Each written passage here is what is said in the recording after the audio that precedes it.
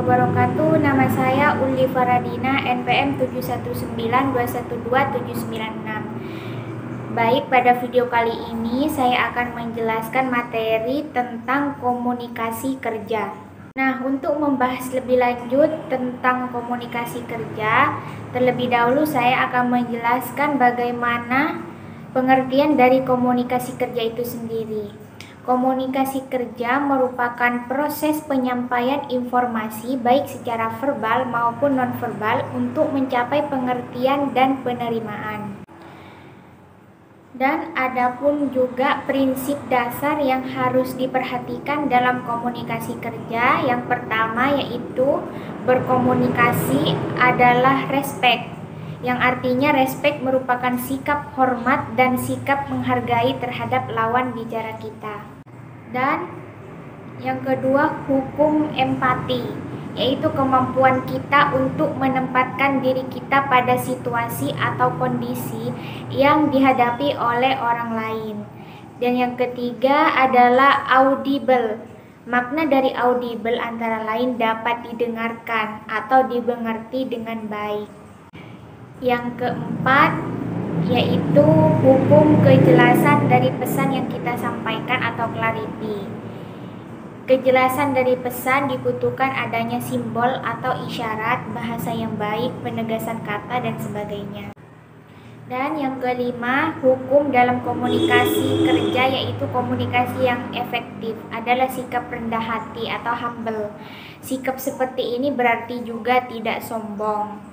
Karena dengan kerendahan hati, seseorang akan lebih menghargai seseorang baik sikap, tindakan, serta perkataannya. Dan untuk selanjutnya ada juga kemampuan dan keterampilan dalam komunikasi kerja. Yang pertama, kemampuan dalam menyampaikan pesan, attention atau perhatian, artinya bahwa pesannya harus dirancang dan disampaikan sedemikian rupa sehingga dapat menumbuhkan perhatian dan komunikasi. Misalnya seorang pimpinan memulai dahulu dengan mengajak berbincang-bincang secara santai dengan karyawan.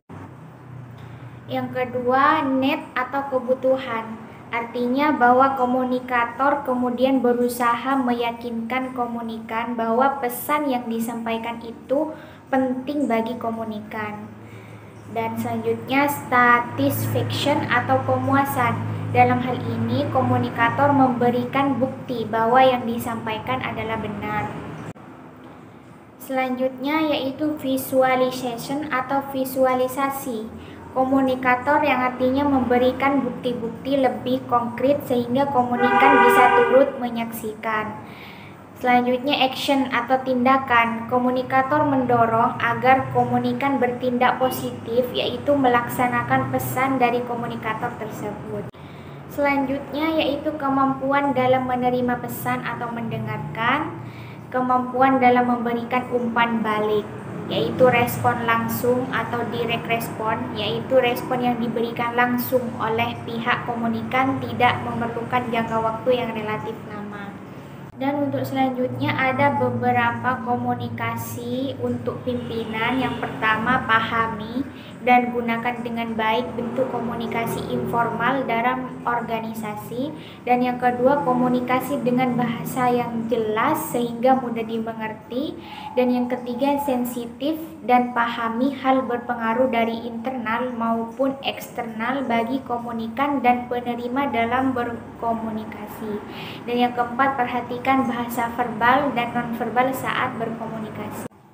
Selanjutnya juga tampilkan role model komunikasi asertif dan sebagai pendengar aktif. Perhatikan kesesuaian bahasa verbal dan nonverbal. Pahami kedudukan, kekuasaan, dan otoritas seseorang. Memaksimalkan fungsi grup dengan team building dan hindari terjadi kelesuan dengan pelatihan.